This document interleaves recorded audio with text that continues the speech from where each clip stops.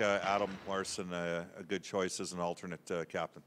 Well, first of all, the choice was unanimous when we pulled the coaches, and then when we brought the leadership group in, it was as close to unanimous as can be. They were very supportive of it. So the recognition of his leadership skills is strong, plays hard every night, gives up himself for the team, takes care of his teammates in and around the locker room, accepts responsibility for his game and tries to make others better. Sounds like a leader to me. Todd, one of the oldest cliches in sports is we got to have a good start, whether it's the game or the season. But you're in that situation tonight. What can you say about the impact of a first period, first game on possibly setting a tone for the next run to come? Well, I'm going to use that cliche as well. A good start sets up for a good practice tomorrow and a good week and leading into game 2. But what I will say is that people in Calgary and people in Edmonton are going to wake up tomorrow and what the distribution of points will be 2 for one team and 1 for another or none. And it won't be the end of the world and nobody will get awarded the Stanley Cup. We have a long, long sprint ahead of us and we can't get too far or too high on ourselves or too down, regardless of what happens. And I'm sure the Flames, they're a mature team too. They've got a good coaching staff. They'll probably approach it that way too. It's the excitement outside the arena that will take it up or take it down. And, it's our job to play well. It's our job to set standards in tonight's game so we can go to work tomorrow at practice and improve in certain areas. They'll give us a direction to go as a coaching staff based on things we do well or poorly in tonight's game. But I expect the emotional level to go up a little bit more than it has in exhibition season. It's for the hockey ops people, exhibition season can be a disaster because you're begging players to play and they don't want to get hurt.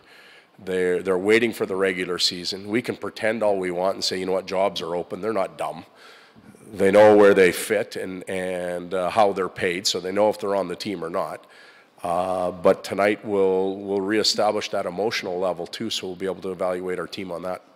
Todd, the Flames made several changes, but can you maybe just address their top 4 on defense with the addition of Hamonic and a goaltender that can move the puck the way that Smith can move the puck and how that gives them a different look this year? Well, I don't even know if it's just their top 4. When you look at Stone and Kulak, they're mobile, they move pucks well, so they've got 6 tremendous defensemen, and only 2 can be on the ice at any given time.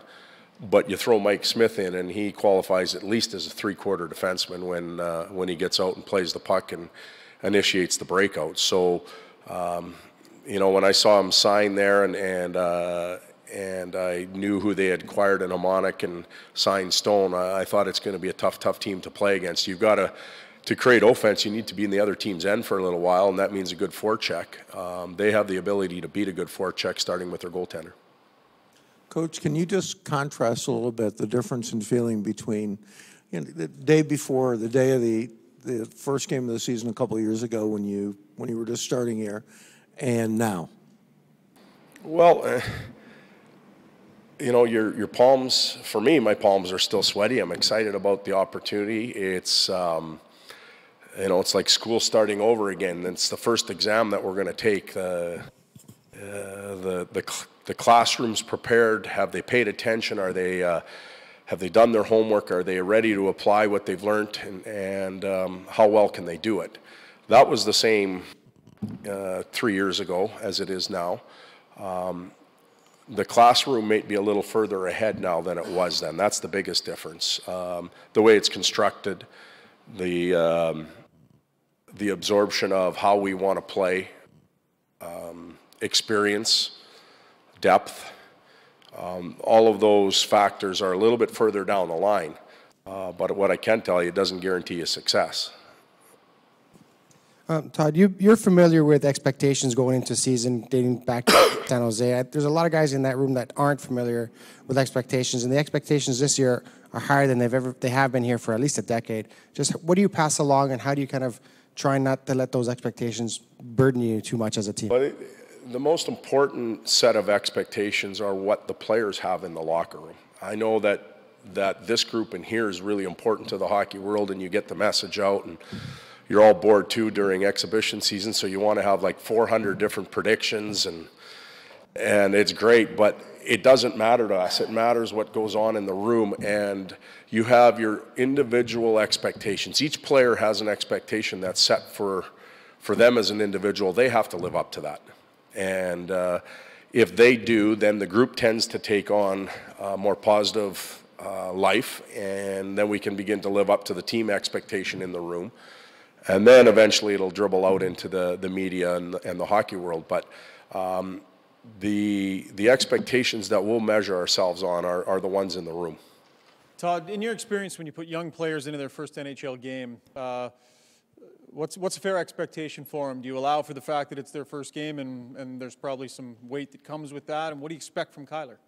I expect him to play the exact same way he played the 6 exhibition games.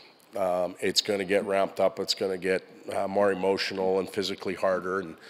And if he succumbs to trying to change his game, it'll show quite quickly, and then we'll have an answer. But if he continues to play the way he has, he's allowed to make mistakes. All our players are allowed to make mistakes. We'll try and help them fix them.